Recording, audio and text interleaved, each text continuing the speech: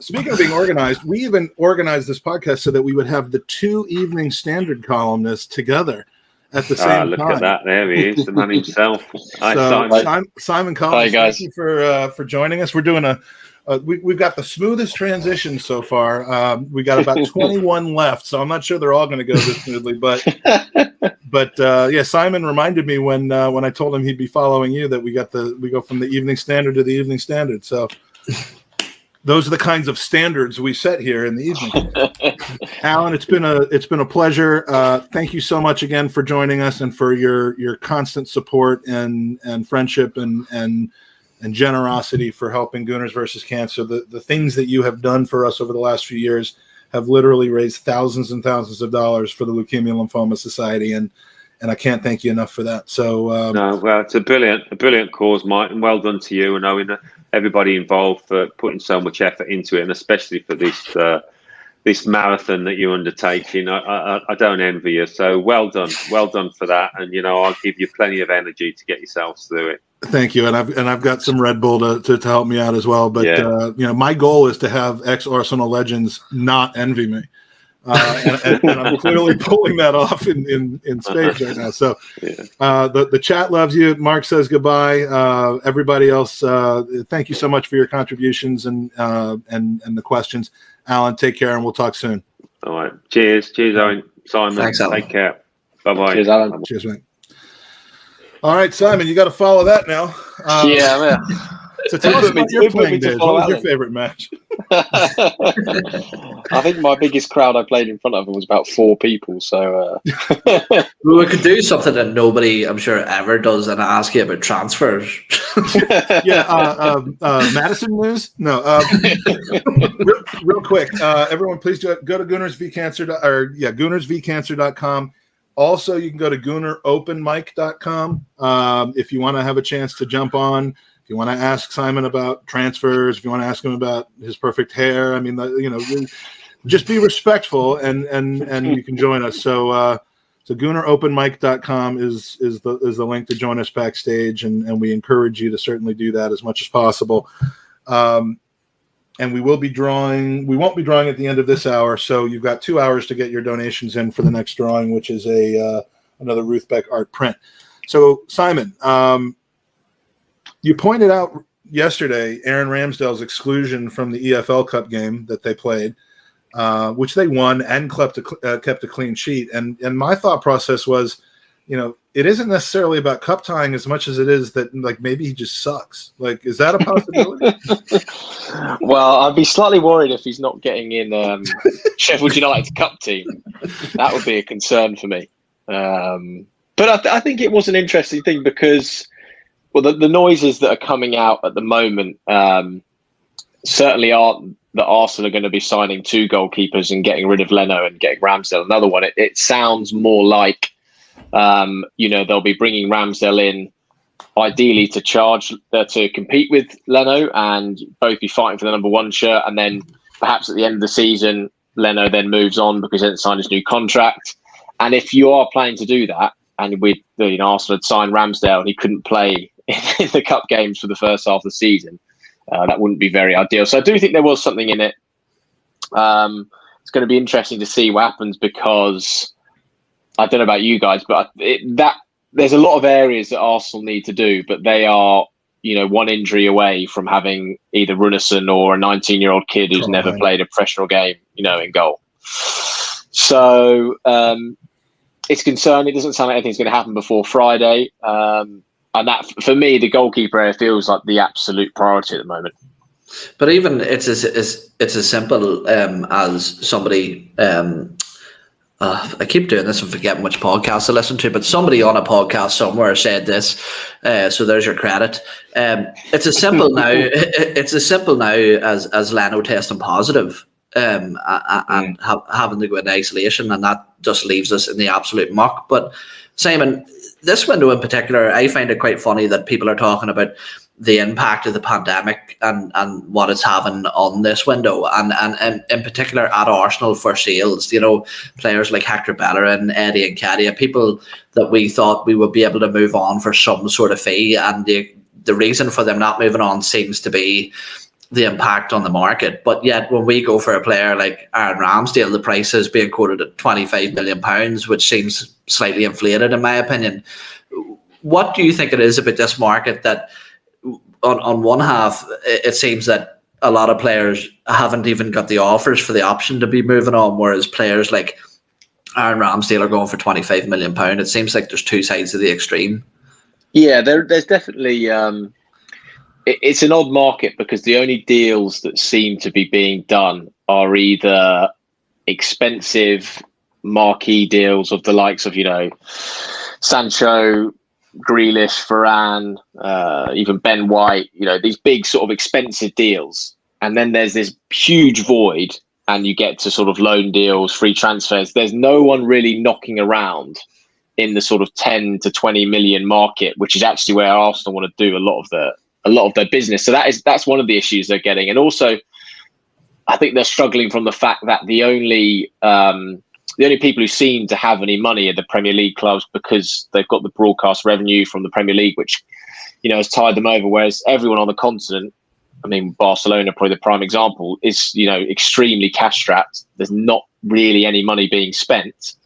And the last thing is also, I think the players, possibly partly down to Brexit and the uncertainty over what the regulations are going to be like that, the players that clubs are targeting, even Manchester City, are English, British players. And it's inflated what was already an English tax because of homegrown status in squads. I think that's got even greater now.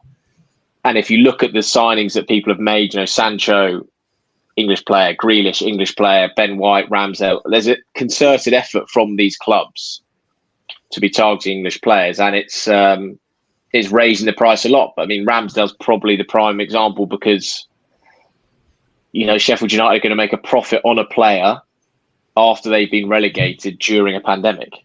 So, I mean, that sums it up more than anything else. And there also only seems to be one bidder. There doesn't seem to be anyone else trying to buy it. We seem to bid against ourselves frequently. What about the thought that, you'd think that Sam Johnstone would be equally as talented, equal profile, lower price tag? I mean, are West Brom not looking to sell? I think Johnson would be willing to leave. West Brom would be willing to let him go. I think the issue with him is that he's only going to leave, from my understanding, is if he's going to definitely be the number one. I don't think he's got any real appetite to go and be even competing for the number one. I don't think he really wants to do that. I think he's 28, 29 now, because there was an outside chance that West Ham were going to go for him, but in the end, I think Areola agreed that he would fight with Fabianski, and one would play the Europa and Cups, one would play the league. And I don't think Johnson's really got that appetite to do that. And I think he'll probably end up now, possibly get back in the West Brom team and just play out the season, then move on a free. So, but I mean, I still think there's other keepers out there that you could. Do you not think, Simon, that it's slightly strange that they seem to have this obsession with a homegrown goalkeeper in particular, rather than maybe going for a cheaper alternative that was available, like Onana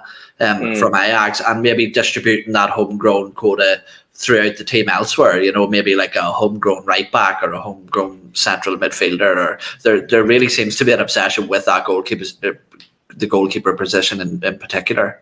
Yeah, and I think it was Matt Ryan who did an interview with I think it was Fox Australia that was aired today, and he said his representative sounded out Arsenal to see, if there was a chance of him coming back. He was very popular. Arteta liked him, and they got the impression that he wasn't top of their list, and they wanted a homegrown keeper. It's interesting because, I mean, the way that clubs normally get around it is that their third choice keeper is a homegrown keeper. Chelsea have just signed Bettinelli. I mean, City had Scott Carson. I think before that, they had Richard Wright and people like that. So that is normally a way you get by it, because there is absolutely no point wasting your third choice keeper and not being homegrown. Also, I think they're going to have a Okonkwo who won't take up a spot in the squad because he'll be under 21. So they've done that there. But they've obviously decided that this needs to be one of the areas where they have homegrown. But I agree with you. I don't think, I'm sure it's obviously not the only reason Arsenal want to sign Aaron Ramsdale, but it shouldn't be that much of a reason that you overlook other targets. And I don't know with the Onana one, because there definitely was interest there, whether other clubs have come in and he's decided he wants to go there. But it seems that Ramsdale is their number one, and they are determined to get him in. I must confess, I haven't seen enough of him. I remember when I first started out the Evening Standard, which is obviously a London paper, I was chatting to the guys at AFC Wimbledon, and he made their team of the decade, I think, even though he spent one season on loan there, because it was an epic season where they stayed up.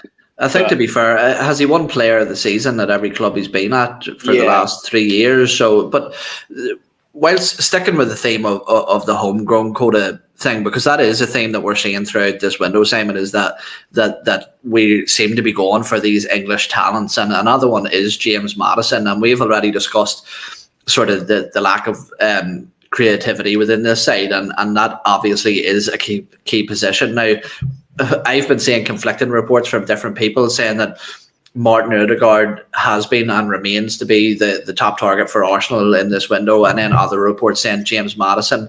From your understanding, which one do you think that the club seem to be sort of trying to push forward with more? I still think if push came to shove, that they would go for Odegaard. In my opinion, I feel like just because of everything, the benefit of having seen him in the team, in the league, in the dressing room, you've already had those 6 months. Well, and it's quite split on Twitter, actually, but I actually thought he was good for that period of time. I think he had an injury which hampered him.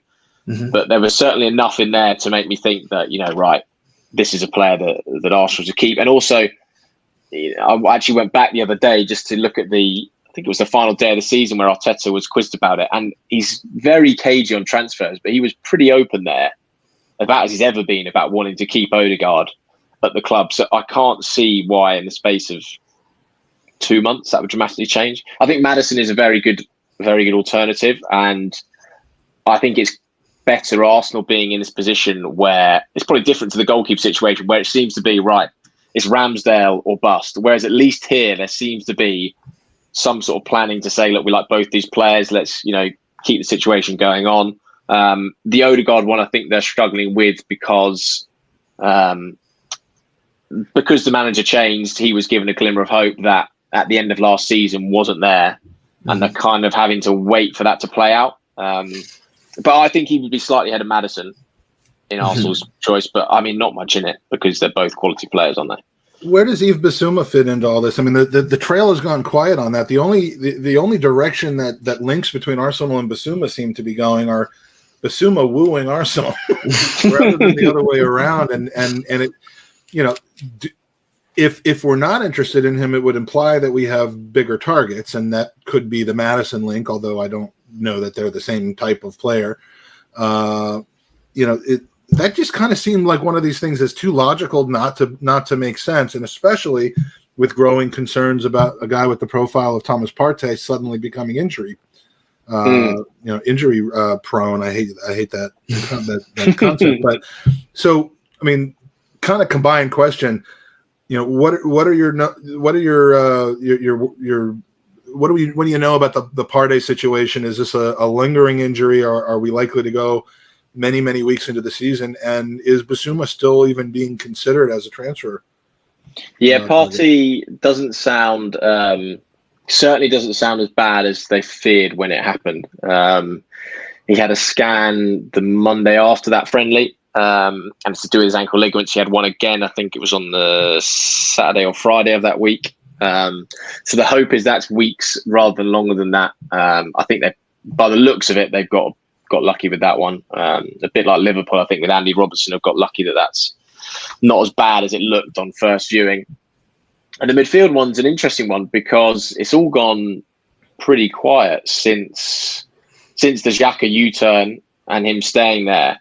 It's all sort of dried up, and whether that's because Arsenal are focusing on other targets, whether it's because they now think they don't need a central midfielder, I'm not so sure. There is a lack of space in there. If you've now, if you're keeping Xhaka, if you're keeping on, then if you've got Lukonga, if you've got Partey, there's 4 spots, 2 positions. How many? Yeah.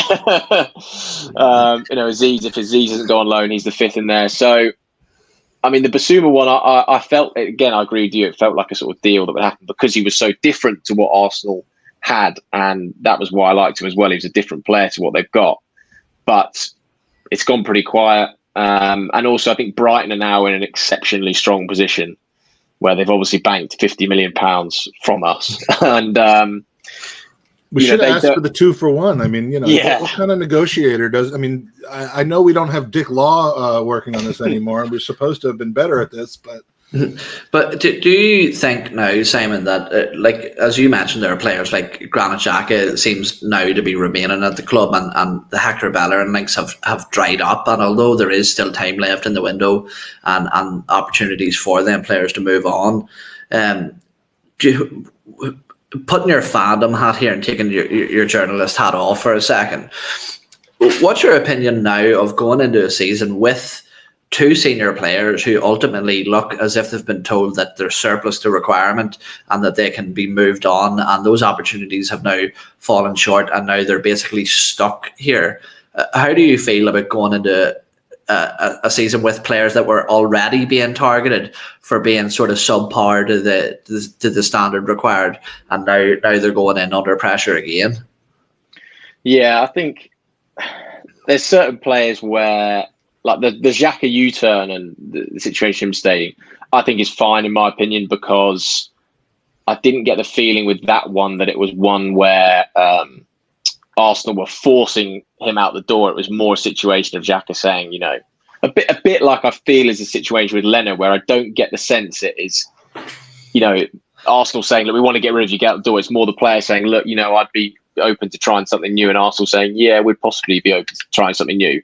I do have concern with some of those players. I kind of feel, the Bellerins, the Willians. I just fear for having a similar situation you had before, where you get to the end. I'm more fearful of having the bloated squad where you don't get players out the door, and you have the same thing you had last season, where you have too many people there who aren't happy because they're not playing, and God forbid you have players who aren't even registered.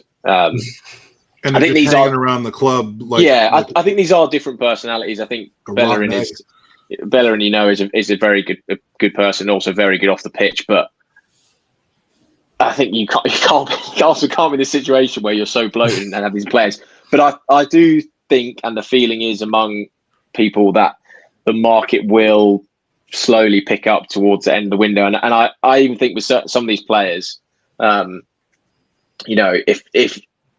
it's not ideal selling someone like Bellerin with a year on his contract next summer, but even if he goes and plays somewhere and he plays, 20, 25 games, I think that's better than Arsenal keeping him for a year and him playing 8-10 games or something. I just don't think his value is not going to increase in a year. It is conceivable, as much as I don't like this happening, it's conceivable that Xhaka's value could grow in the year.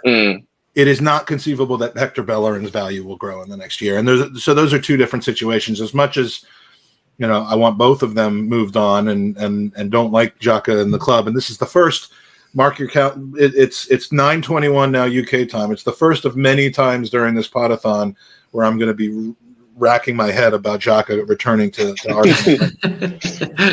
But the Bellerin one is different though. I mean, if we don't move him on, we either play him when he shouldn't be played, or we just continue to have an asset that goes stale and loses value.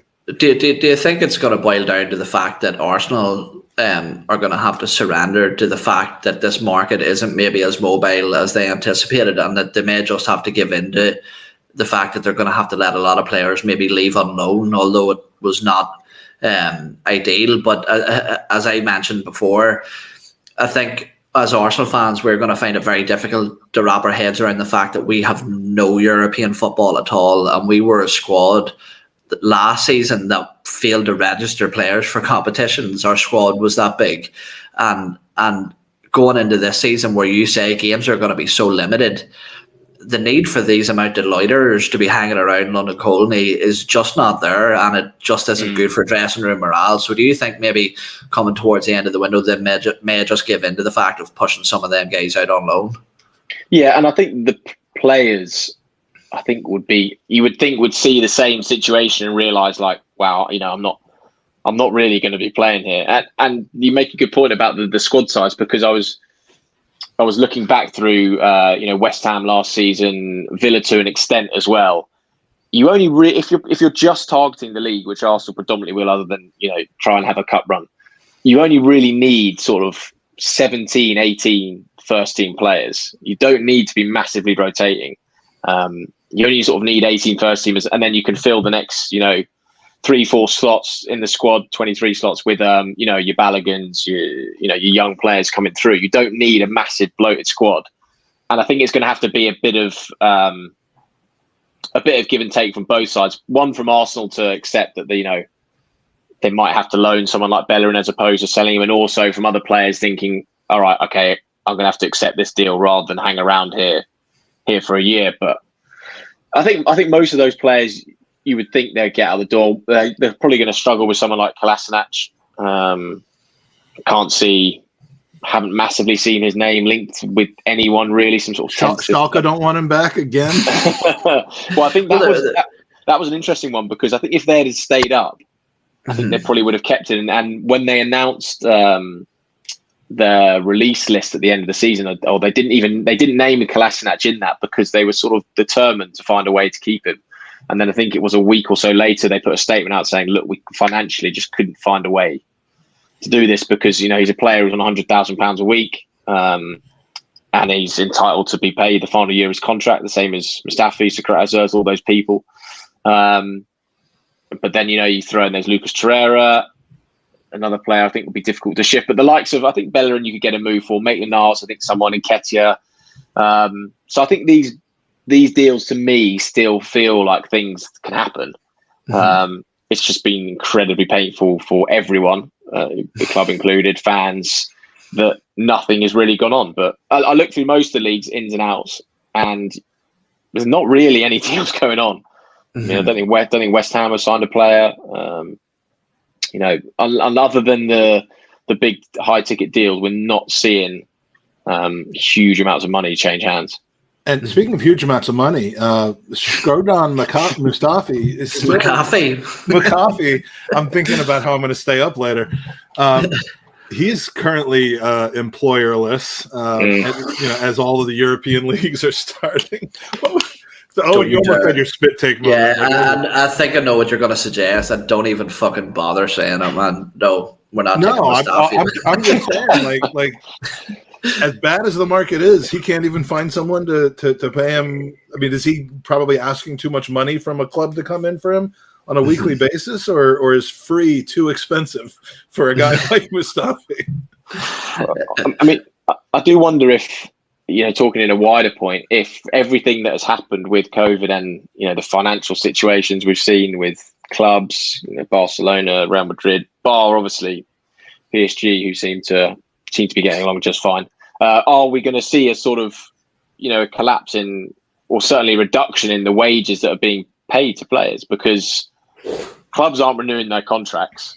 And when they go look for a new deal, there's no way, when Kolasinac's deal runs out in a year's time, someone else could be like, yeah, we'll pay you 100K that you were being paid before that. It's just not going to happen anymore. So I do wonder if it will cause a bit of a reset in what clubs are paying. And it was the Barcelona accounts were showing before they moved Messi on, the wages were 105% of the turnover.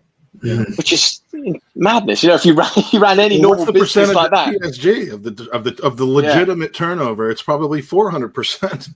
Football probably does need a balancing and a reduction in the wages that are being paid, because they are just astronomical, crazy fees. But all of these leagues, with the possible exception of La Liga, have more and more in common with Owen's mom, which is that they're becoming so top heavy that we. I mean, there's just such a massive difference. I'm sorry. My mother's a saint, you bastard. Your mother is a saint. But but Mike, you're talking as if this is some sort of foreign thing now, like it's mainland Europe and La Liga and Italy and France. No, I'm saying all the leagues, including. But you look at this season now, okay, and you look at Man City have spent 100 million on Jack Grealish, and they're looking to spend anywhere between 120 to 160 on Harry Kane, and then you have Chelsea, who bought Timo Werner and Kai Havertz last year, and now they're going and spending just below 100 million on Romelu Lukaku. I mean, like, have we ever seen? I was thinking about this today. The rich are getting richer, and the middle class. Like we can never catch that at all. But is this now the strongest Premier League in terms of those top 3 to 4 teams? The strongest lineups that we have ever seen within the Premier League. It feels like that top 4 is becoming a top 4 again to me. Certainly, except that we're not in it. Yeah. The top 4 that finished it last year. I look at City. You know, like I struggle to see how they catch. I look at Chelsea. I mean, you talk about squad depth. I mean, theirs is incredible. And even in that friendly they played at the Emirates against Arsenal, you know, it was a bit of like a who's who of like, I know Arsenal talk about needing to get rid of Deadwood, but Chelsea is like Barbar Rahman, Zappacosta. I couldn't believe that. All these players, oh my God, I can't believe they're still at the club. Like, right. Oh, who's Kennedy, the guy that played for Ruben Loftus-Cheek. No, the guy that scored a bunch of goals for them and for Belgium or the Netherlands. Batshuayi, Michy Batshuayi. Yeah, Michy Batshuayi. I'm like, he's still a Chelsea player. Yeah, on a 6-figure salary. You know, Everton, they've got 3 left wing backs. I forgot the Malang Sarr. Yeah. Who we wanted as a starter for our team last year for free. Demba Ba came out for the second half of that game. I mean, I was chatting to someone this afternoon, and I was saying, you know, if Arsenal do sign Ramsdale and, you know, talk of sort of £30 million fee, you know, he's going to be the 6th most expensive goalkeeper of all time. Like, you know, he might be the number 2, and the guy made the point saying, yeah, well, you know, Chelsea have got the most expensive goalkeeper of all time on their bench. It's still even there. I mean that's one of the worst transfers of all time. I think that you could say that. I mean, he cost even more than Pepe did, but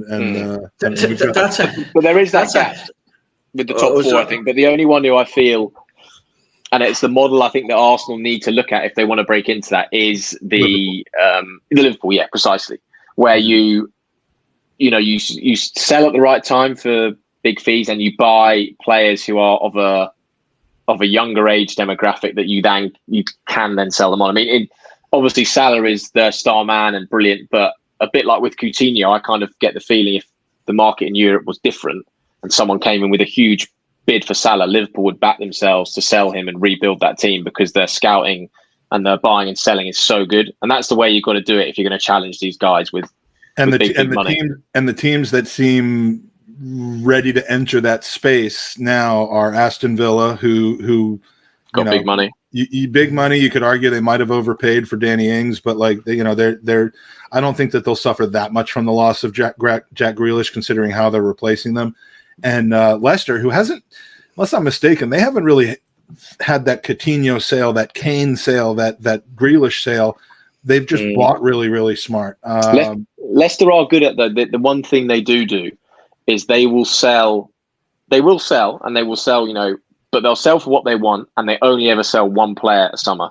Mm-hmm. So, you know, the one summer they did Kante, Drinkwater the next, Mahrez, Chilwell. So they're selling £5 million players for 35 to 40 million. They're not selling academy products for 100 million like Grealish. They're not selling Harry Kane for 100 million pounds. They're not doing that, but they're consistently like you just said, they're consistently making 10x profits on players that they took a chance on, and not selling too many of them to destabilize the team. Yeah. They've always been that way in the market. I think those 5 players. Good point. Harry Maguire's the exception to that. Yeah, I think they made £250,000 of profit on those 5 guys. Mahrez was bought for like 250k, went for 60 odd.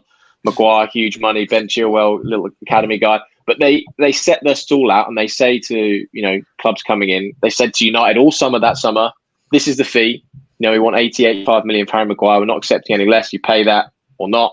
And they also say this is the only player that's leaving. So everyone in the squad knows, okay, if Maguire's going, then I'm going. Then I'm not going. And it's the same in this summer. If they do sell anyone, it'll be Maddison, and none of the other big players will go because they do not want to disrupt what they've got. And they've got an owner who is incredibly wealthy and incredibly invested emotionally in that club as well. So they've got the stability of knowing, we don't have to be pushed around. They have people making the decisions in the club between Brendan Rodgers and their ownership that are just brilliant at what they do. And that, I mean, it's maddening to see how they are turning into everything that we used to be here when we had David Dean and want to be going forward. But hard work pays off, and you can't. There is a consequence to being dumb, and we're feeling it right now. So, I have one quick one, and this might be, look, I'm not throwing stones at anybody. That's not what I'm doing, okay? But Simon, you preface so many of your comments. Nah, fuck this guy. But I'm going to say this now. No, I know I'm an absolute dick. I know that for a fact. Everybody does. But Fabrizio Romano. No. Let's not get started there. No, man. No, I'm just asking a question about transfers, okay? Because he put out a tweet near at the opening of the window that Willian was 100% leaving. I'm sure he repeated that on a couple of occasions. But is there any more news on that in terms of, like, is there still the potential for him to go, or does he seem maybe set to stay with us for next season? Told you it wasn't that bad. I feel like, he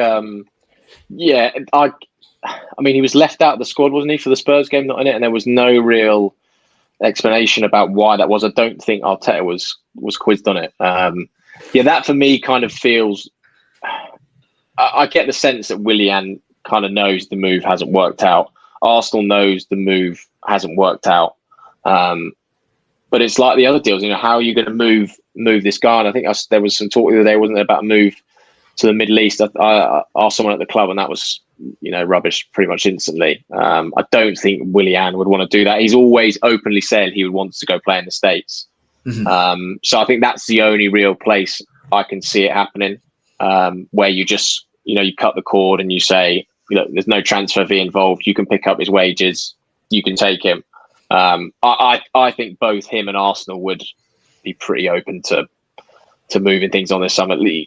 Can't deny that deal went terribly wrong. Even if I thought at the time it was actually not a bad piece of business, which I got spectacularly wrong. But you would have to say as well, wouldn't you, that, like, if that is the situation, fair play to Willian for the fact that, because the most likely thing is, let's be honest, is that he would likely leave for less money.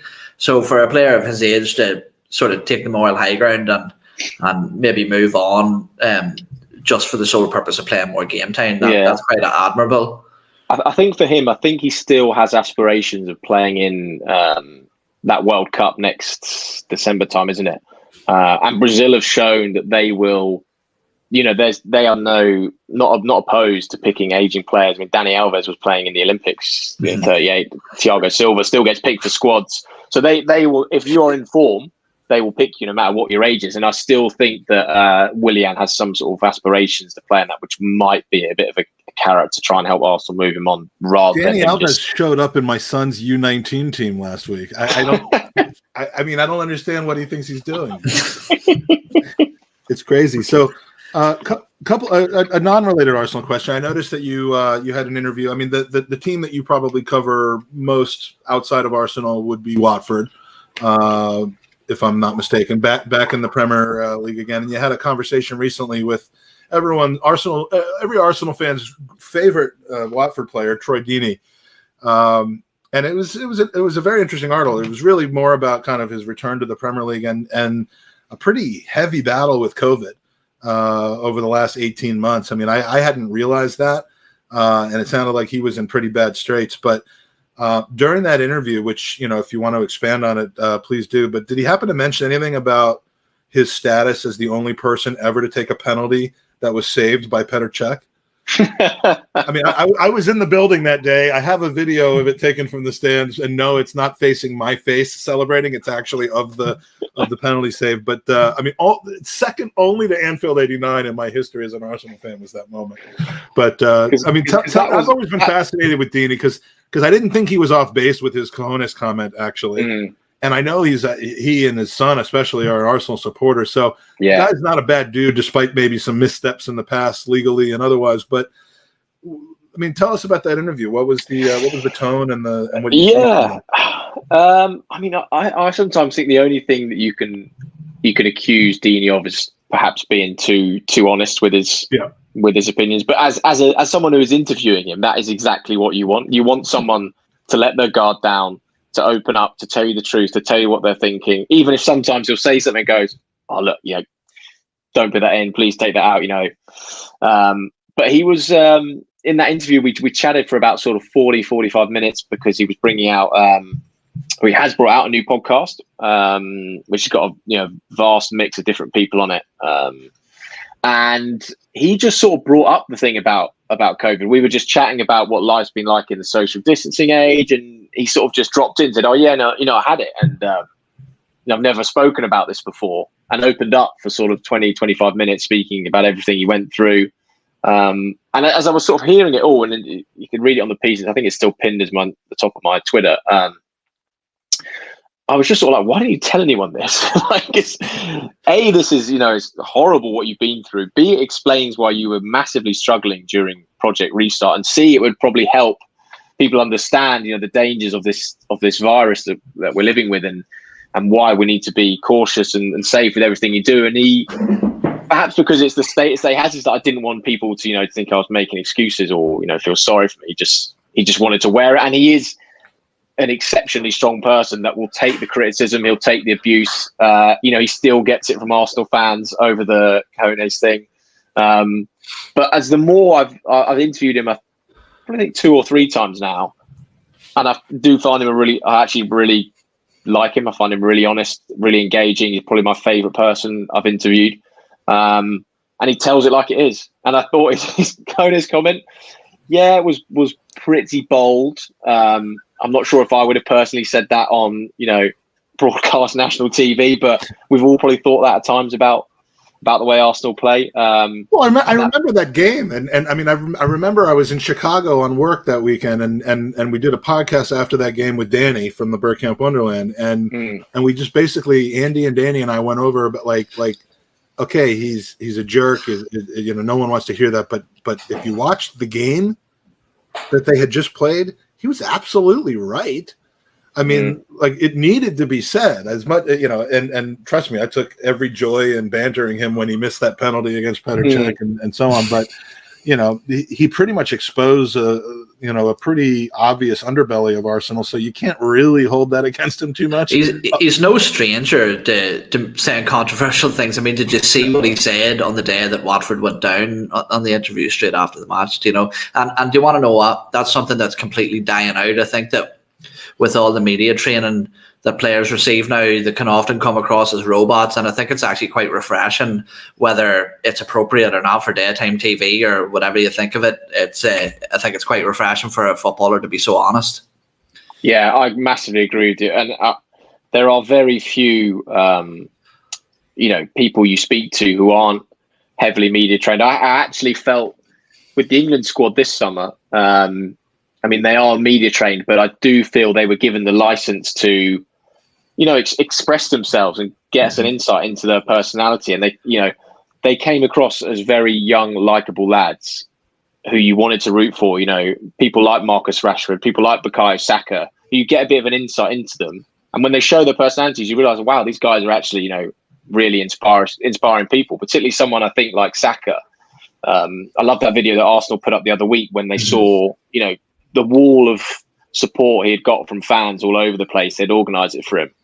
And you could actually, you could see what that meant to him, and, how it actually touched him. And just by opening the doors a little bit and letting these guys express themselves, I think you'll find them much more likable and relatable. And perhaps, even actually some of the abuse and stick they would get would not be as bad, because people will understand that there is a human at the end of that. And it's the same a bit, I think, with Xhaka. He did one press conference last season where he opened up on all the abuse he'd received and everything. And I remember coming away from it and thinking, like, wow, that was incredible. He just properly opened himself up there to the room, to the media that were all gathered there, and you come away from it with a different perspective. So I totally agree with you. And he went back to being a dick.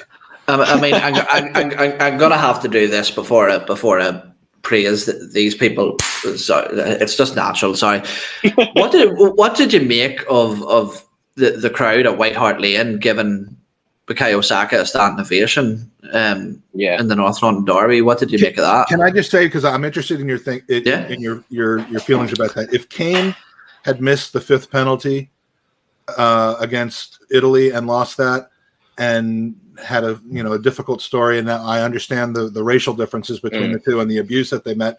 But I don't think Arsenal supporters at Highbury would have done that for a Tottenham player who had a rough time. Maybe Army at Lee judges won't even celebrate a goal against scores. And Harry Kane wasn't the right example. It probably would have been more appropriate to say Jadon Sancho because of the similarities in the abuse that they received, because that is what a lot of the support had to do with. But I don't know that Arsenal fans, I mean, am I underestimating our fan base? I'm not sure we would have done the same thing. I was really impressed with that.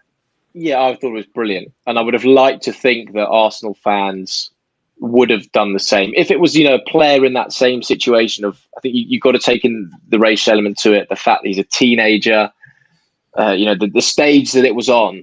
I would like to think that the Arsenal fan base is, particularly those in the stadium, I think you might have seen something, similar to that. And I thought it was fantastic that the Tottenham fans did that for Saka on his first game back. And I think it was Stuart McFarlane, the Arsenal photographer, who tweeted about, he remembers when there was a minute's silence or a minute's applause, I think it was, or held for David Rocastle at Highbury when Spurs were there. And it was immaculately, done. And an example of how when something like that happens, you just put aside, rivalries and everything like that. And I think for the Tottenham fans to do that was really, really nice. And particularly when it is Saka's, it's his first game back, just got back from the tournament, just been at training, and to have that at your rivals done to you. Yeah. I thought that was really impressive, and a classy touch from Tottenham, which we obviously don't always say, but no, it won't last, but it was nice. And Laurie, I think, is right, and Laurie agrees with you that the fan base, and I hate that word because it's so generic, but the fan base, online is not the same as the match-going stadium. And I think if you had switched Saka with Sancho the first time that Man United came and Sancho came on as a substitute, I think that the people in the stadium would have done the same thing. At least I hope so. So yeah, the Kane was not a good example, as Loki points out. So another question. Speaking of Saka and our young guns, I mean, we've become so reliant and excited by our young guns, Saka and ESR and so on.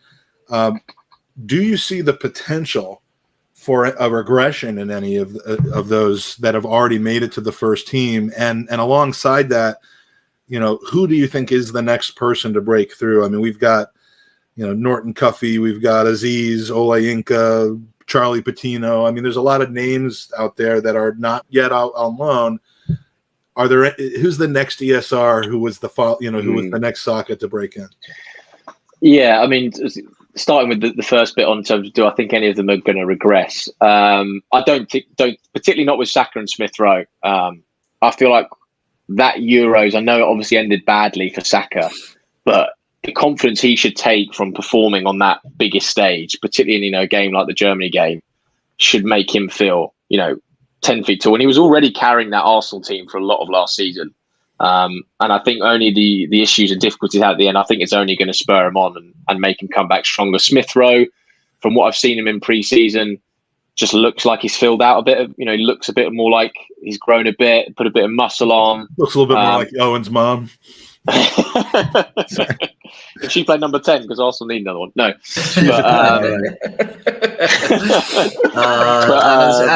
And we're only 2 hours and 46 minutes in. And I think the way that Smith Rowe took the number 10 shirt, wants to be the main man. Again, I feel like this, out of all the young players, I feel like this could be a huge season for him.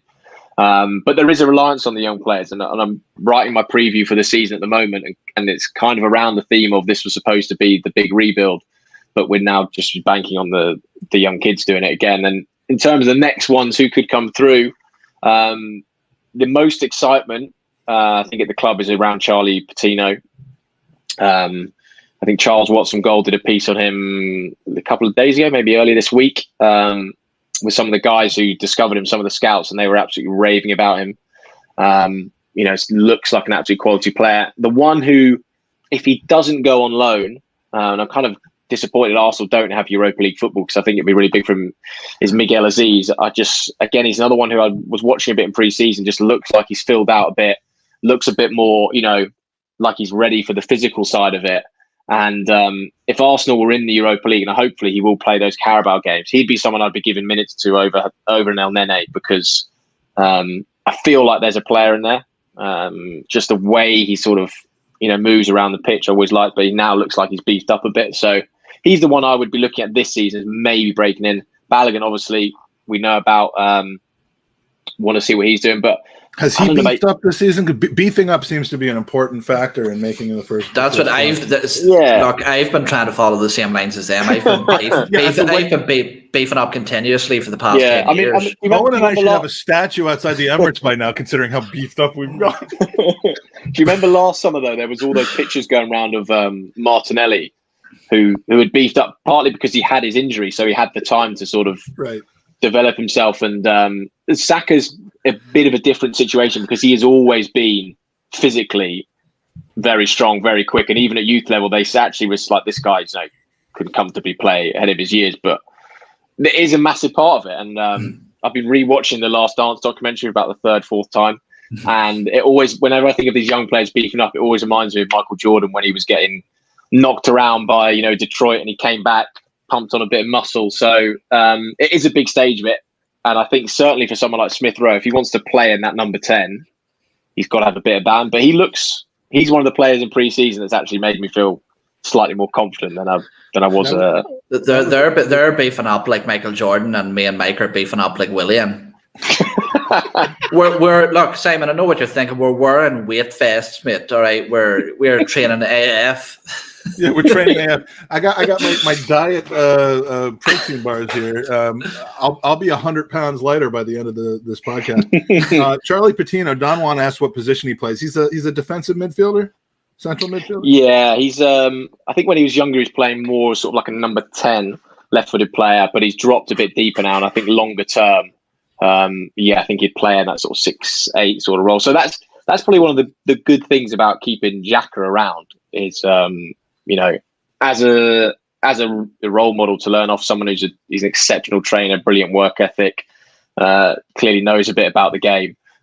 He's probably not a bad player for Patino to sort of learn off, and I think, judging by Charles's piece, I imagine he'll be training with the first team quite a bit, and then probably playing in those under 23 games. But yeah, he's one maybe I think the Carabao Cup draw is tonight actually, and Arsenal the second round should get a fairly easy tie. He's perhaps someone you could put on the bench for something like that. So yeah, he's the one I'm excited about. Do you think that just mentioning the central of midfield there and the fact that Granit Xhaka is being kept around, do you think that could be possibly because Sambi Lokonga has maybe impressed more than the management team thought he initially would, and they're maybe turning around and saying now, well, let's just keep Granit around for another year, and in that year's time we get a real player on our hands, because he seems like somebody who plays well ahead of his years as well.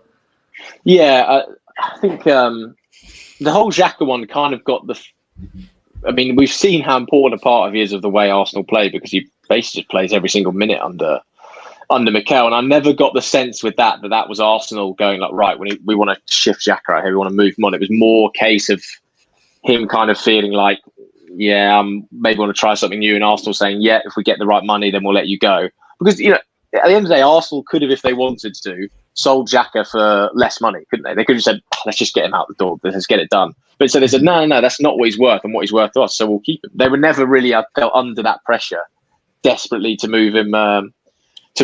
So which is what we've been wanting Arsenal to do for a long time. It's just this player, unfortunately, different. But yeah, I mean, we wanted to set a price, and if no one meets it, we don't sell. Yeah, and I do think with Lokonga, it's not the same as Guendouzi, because Guendouzi, I think there was a genuine thought that he might actually be loaned out when he came in, and he was so good in pre-season, he stayed. Lokonga, I don't think he was ever going to be loaned out, but I do get the sense he's been better than the fans thought, and certainly the noises that were coming from Belgium. I listened to a few guys.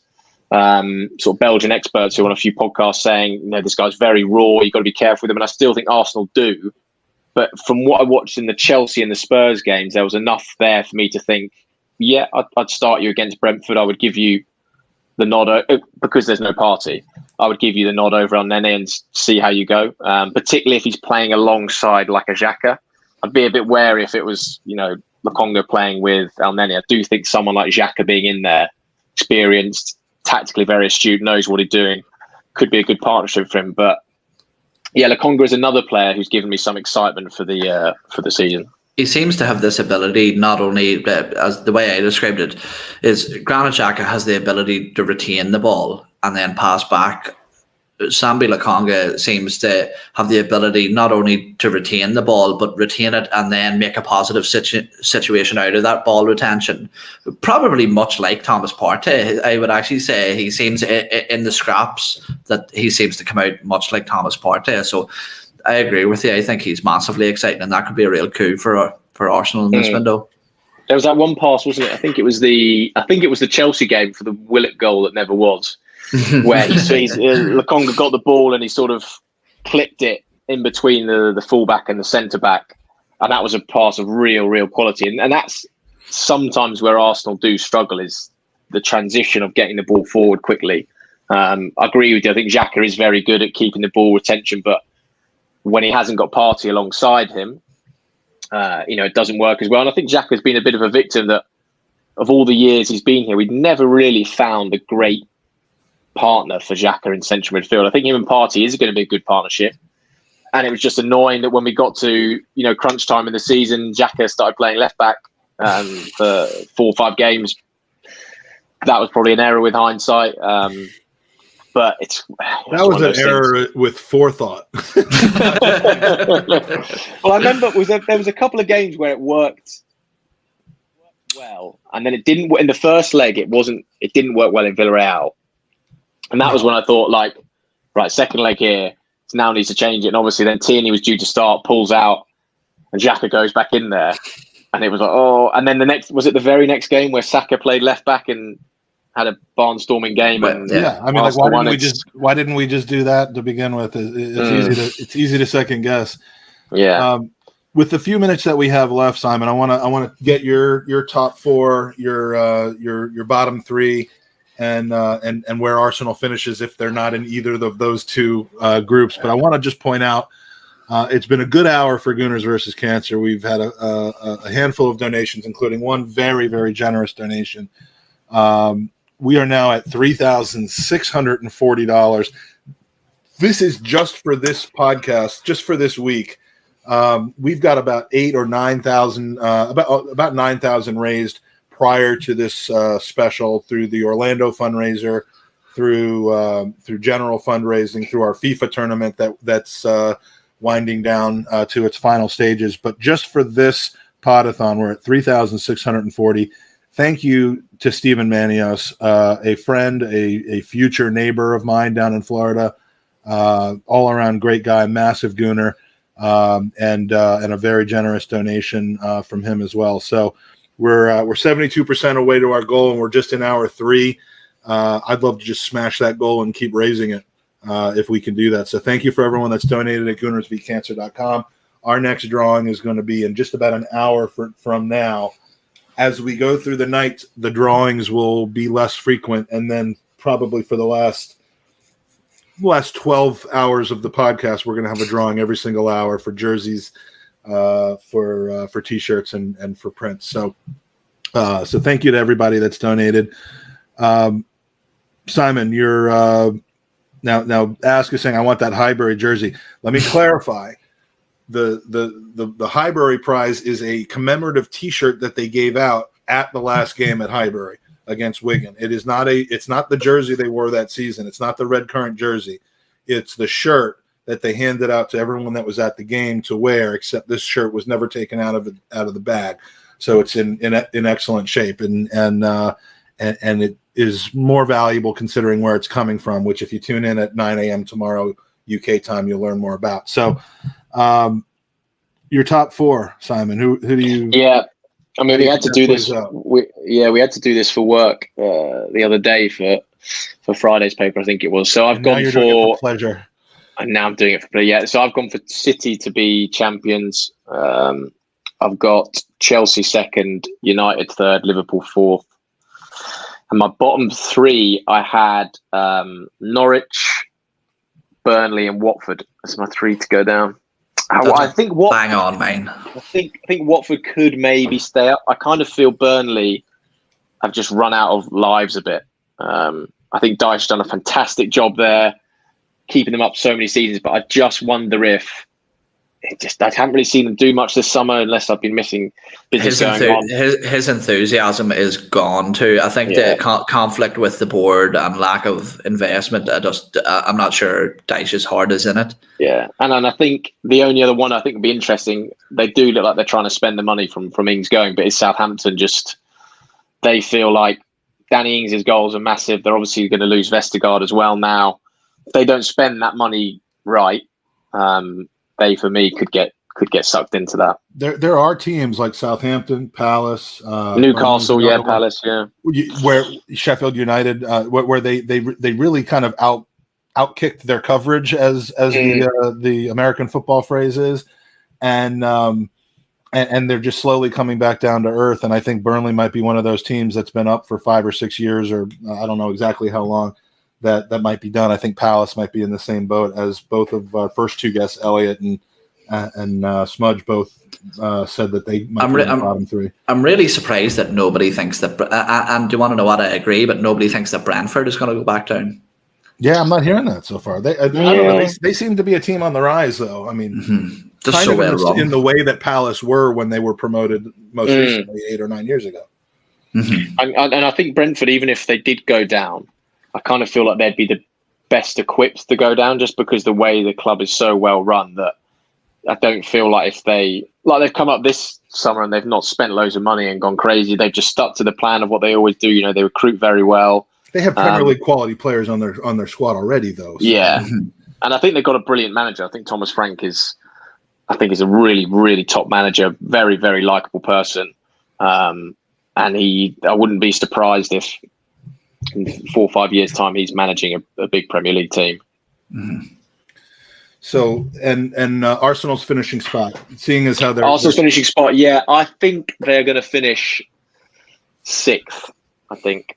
I just can't see how they get in the top 4. I think 5th will be Leicester, and I think Arsenal will finish 6th. And that seems to be the consensus of our first few guests. Simon, you got a few more minutes? Our next guest is going to be Chris Wheatley. He is on his way, I believe, not yet here. Do you have a few more minutes to answer some questions? Yeah. All right, perfect. We had a question about Thomas Muller. Now not Thomas Muller, R. Muller. What's his first name? Jan? Nikolai Muller. Nikolai. I don't know. I keep wanting to call him by Jan Muller. Jan Muller. But where are we looking at? He's been loaned out for this season. Is that right? Yes, he's been loaned out. I think Chris, who's on next, might even be the one who broke that story. So, yes, he's been loaned out, and I think the plan is the young lad they brought in from Fulham, who scored a bucket load of goals last season, is going to take his spot. So I think that Muller guy was signed from Sweden, wasn't he? And Arsenal have got sort of 2-3, young strikers that they've filled in that mould. I think there was quite a lot of hype around him when they brought him in. Certainly from Sweden, they got a decent amount of coverage over there. Intriguing to see how he gets on. That he got off to a very, very good start as well, and even just to sort of lead on from that question, Simon, when you look at some of the strikers we're being linked with and the strikers within our ranks that maybe we haven't seen as much of, the likes of Balogun or Nikolai Muller or Tammy Abraham, say for example, that we're linked with, we seem to lack an option B, like a plan B. Do you think we have anybody or we're linked with anybody that could provide an alternative option, alternative ways to get the ball into the back of the net than we've been seeing from, say, Lacazette and Aubameyang? Well, I think that's the thing with that Abraham offers, and I know he's not hugely popular among fans that Arsenal are going for him. I don't mind the signing of Abraham if the fee was 15, 20 million, as opposed to the sort of 40 million that Chelsea have been asking, which I don't think they'll get anyway. And the thing that I think Abraham, the club, do like is that he does score different types of goals. You can get the ball into the box with him. He can play a bit with his back to goal. He can score with his feet. So he is very different to what Arsenal got. And I like the idea of signing someone in a different mould to just getting another Aubameyang, Lacazette type player. The one I was excited about was Martinez. Inter age profile seemed good. Liked his style of play in terms of, I think he's a mobile striker, which Abraham is mobile, but I kind of feel like an Arteta striker wants someone who is, mobile, can play with his back to goal, has got an ability to finish. That's why I do think someone like Gabriel Jesus would actually be good at Arsenal. I know obviously Arteta knows him. I'm not saying he's a player Arsenal are going to go and buy, but I don't think at the moment, even when Aubameyang plays through the middle, they've really got the player who suits what Arsenal want to do. I think Lacazette works sometimes because he acts as that pivot and brings players in, but I don't think he's quite quick enough or sharp enough to do exactly what Arteta wants from that striker. So it's interesting to see, and there is a gap, isn't there? We basically have, Aubameyang, Lacazette, who are both 30, 31, 32, and then you drop all the way down to Balogun. So the striker you sign for me needs to be that 23, 24 striker, because in 2 years' time, you're not going to have a Aubameyang, Lacazette. You hopefully have Balogun at 21, 22, who's, can be one of your contenders, but you're going to need that main guy to be your number 9. Mm-hmm. Well, I can't thank you enough, Simon, for your help, your excellent read of our promotional video, which has now been tweeted out. Sorry we didn't use more of it, but we had to fit a lot in, and for your support always with our efforts, both as a podcast and as a charity. And as it is now entering hour 4, we're excited to welcome on our next guest, and we're going to say goodbye to you, Simon. So thanks again. I think the League Cup draw is getting ready to start, so enjoy that. We'll find out who Arsenal we're playing in our first round 2 in a long time, and where else can we find you, Simon? Let us know. Evening Standard and SR underscore. Yes, I'm SR underscore Collings on Twitter. Standard.co.uk/sport for all my writings. Just wanted to say, brilliant effort from you guys. Incredible amount of money that's already been raised, and I'm blowing after doing an hour of this. So you guys putting in the full stint is an incredible effort. But yeah, keep up the good work. Not. I am, but he's not. Man, you keep getting. No, wait. Sorry, I'm sorry to. I know you're on a roll there, Mike. All right, but you're getting so much fucking love in that chat and from guests and everybody. What am I invisible? No, Owen and people don't know how much Owen actually does for the. I mean, he's the first person that came to me and said, "I've got an idea. You don't have to do anything. We're going to do a football match here in Northern Ireland and raise some money," and raised a boatload of money for us last year. So Owen, both on and off the podcast, deserves some love. So chat, give him some love. And Simon, thanks again for joining us, buddy. I appreciate it. Have a good one. Thank you, guys. Top stuff. Thank you. Cheers, Simon.